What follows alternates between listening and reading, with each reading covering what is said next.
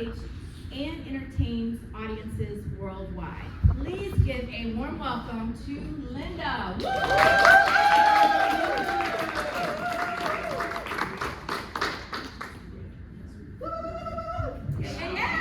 Thank you. As I was standing there, she was introducing me. I was just wondering, I was like, oh my God, who is she talking about? I'm like, oh yeah, that is me. I've done all that. So I'm a business, legal, and political consultant. And speaking, I actually do speaking for fun. So this is my fun, everyone. And I decided as keynote speaker what to speak on. And it wasn't easy, but I knew I had to talk about something, right? We all have to come here and talk about something. What am I gonna pick? I'm gonna pick something that's, good for everyone. So here we go. Good afternoon, everyone. Good afternoon. Good afternoon. Y'all can do better than that. Yes. Good afternoon. Welcome to Adias Global Conferences. Thank you so much for being here today. And it's great to have the most magnificent minds gathered in one space tonight. Today I want to speak about something deeply personal and universal at the same time, here on stage. The reason I'm standing here on stage is for the love of speaking. The speaking business can be tough, but thanks to Adias Global Conferences, it's helped me so much coming to my way of speaking. It's helped my ability to speak, as well as I'm sure it will help with your speaking ability and get your message out across the world.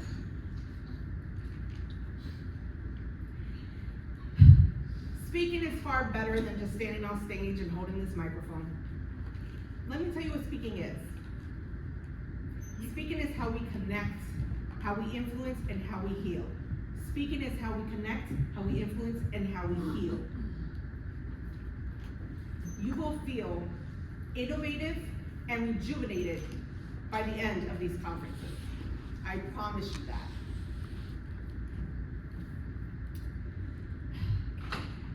Our voice, for speakers, is the only instrument we are all born with. And unlike a piano or a violin, it cannot be left at home. It travels with us everywhere.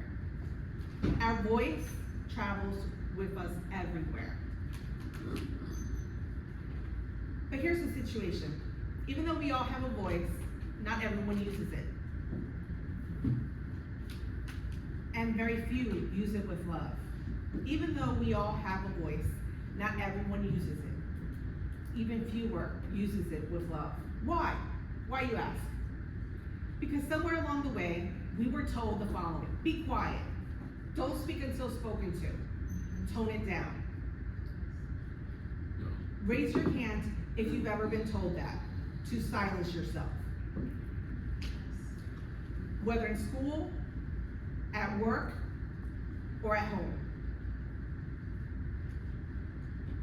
Yeah, almost everyone, me too, right? That is why speaking is not just communication, it's courage.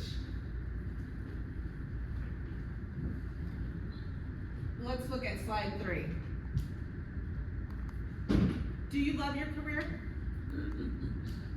Not do you tolerate it, or it pays the bill, or it pays well. The truth is, your career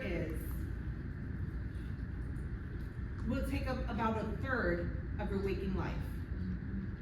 That's over 90,000 hours, give or take, about. If you're going to spend that type of money, and that type of time doing something, it should matter. It should be something you love to do. It should mean something. Here's a central question for us speakers. Do you love what you speak about? Not just what the message is, not just the applause, but the mission behind the mic. What's your mission? As speakers, we don't just talk, we engage.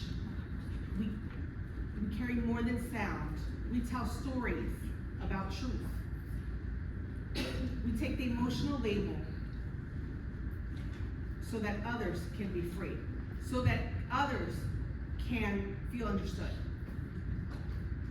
This type of work, like all work, has to come from love. And again, I'll repeat that. This type of work, like all work, has to come from love. Let's look at slide 4. Transformative speaking is a love story. You speak because you love the message. You speak because you love the message. You have to love it. Inspiration comes from the moment. So what's that moment? What's that moment you'll share to motivate, to inspire? I always wanted to be something greater than myself, but I was always terribly shy, and I never felt comfortable in social settings. During my last speaking engagement in Paris, France, for IDIAS Global Conferences, first I stood on stage, I realized something. I've never felt more comfortable in my life. This is how I serve others. And this is how I contribute to the greater good. This love for speaking transformed me. It can transform you too. Let's look at slide 5. Our goal as speakers is to inspire others to find their unique voice and to tell their own stories. All fueled by the transformative power of speaking with love. But I won't tell you that being a speaker is easy. I'm not gonna do that. It's not. It's not always roses and standing ovation. It's morning, early mornings. It's canceled flights. It's rejections. It's tech failures. Sometimes empty rooms. It's an unresponsive audience or a dead audience, but not this audience. Are you still with me? Yeah. All right. Let me tell you something about my first speaking opportunity. It emerged at a major university. The same university where my mentor gave her first speech in speaking and landed her a book publishing deal. So I thought, that's it. I made it. I'm so excited. And from here on, I will be booked back to back with speaking gigs. It sounded great in my head, right? Just like I imagined. However, I got a really bad feeling with my student coordinator kept changing my presentation time and my conference room. Then I arrived and began experiencing technical issues with my PowerPoint. The time came around 4 p.m., which was my presentation time, and I looked at the room and down the hallway, and no one was there. Not even in the hallway, and I waited. At 4:15 came, I looked at the door, and I waited. I said, maybe they're running late. 4:45 came, I looked, and I was ready to throw in the towel because no one, not a soul, has shown up. I was mortified. It wasn't delightful to say the least. Let's look at slide 6. I could have become disappointed and dwelled on the negative experience. But I decided, I was all dressed up in a gold sequin suit, that I would use the time in the room to practice my presentation. I recorded my presentation and realized that I was freaking horrible. I was saved pleased by the fact that nobody showed up. I'm glad that nobody showed up. I had a lot more practicing to do before I became an expert. No one showing up was the best thing that could have happened to me in my life. Really, it was. No one showing up was the best thing. When these type of things, unfortunate events occur, there's only two options. You either wait quietly and act like it never happened, right? Or you forge on. I decided to forge on. That's why I'm still here. The worst happened. The worst had already happened to me.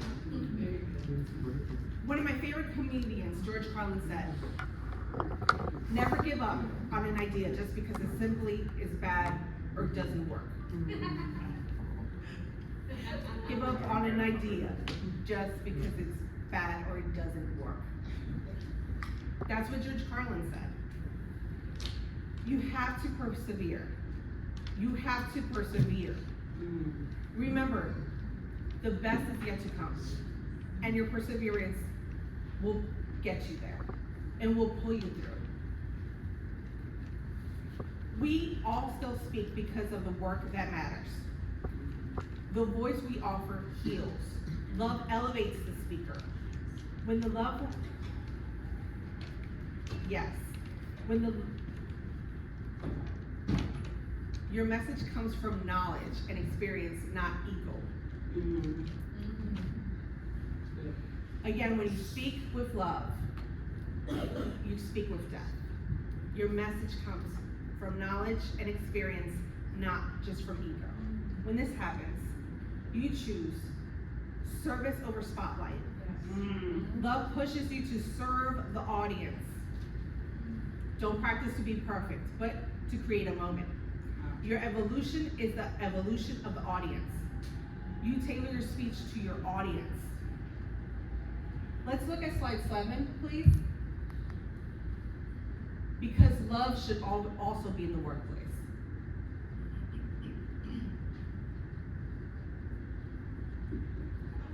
So what makes a great speaker? Audience?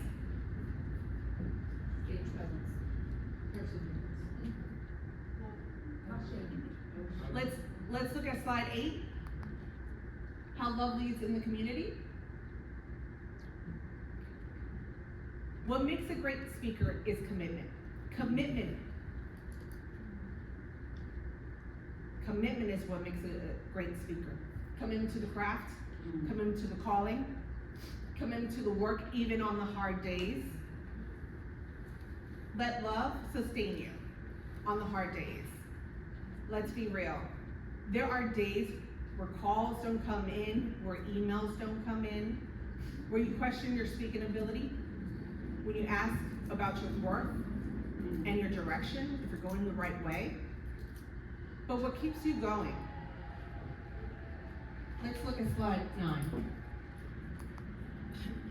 So what keeps you going then, when that happens? It's not the social media likes. It's not the new clients, although that's nice, but it's love. And what love says. Love says, keep going. Says, your message is important. Love says your message, the room is small, but your message has impact. Let's look at slide 10. Love can conquer all, but most importantly, how can you stay in love with speaking? How do you stay in love with speaking? How do you stay in love with your career? Your speaking career, like many other relationships, require intentional effort. When you ask yourself why, remember your answer. Say yes to the stages that challenge you. Study the speaking business. Listen to your audience. The audience will tell you what they need. And after some time, burnout will occur, because it does occur. Burnout, and let me give you a key reason why burnout occurs. Burnout comes from boredom, when you're on autopilot. So do yourself a favor. Shake things up. Tell a new new story. Speak on a different subject. Speak on a different stage even. Let's look at slide 11. Love is a renewal and a risk. After a few years, when love fades, and you should fall out of love with your job and with speaking, ask yourself this. Is your message outdated? Have I outgrown this audience? Am I more worried about my brand than the audience? And in conclusion, love will always return when you realign with your purpose. Love will always return when you realign with your purpose. And at other times, love will lead you to a bold new direction. Let me tell you the most beautiful thing about loving your speaking career. When you love what you say, and you say it with love, you become unforgettable. Love what you say, and you say it with love, you become unforgettable. That's what, right there. And when you become unforgettable, you build a legacy. You start transforming, and you begin to soar. Let love be your fuel. You are not just a speaker, you are a soul in motion, a voice for change, a light in the darkness. So, speak with love, work with love, live with love. Please stand up and give yourselves a round of applause. You made it.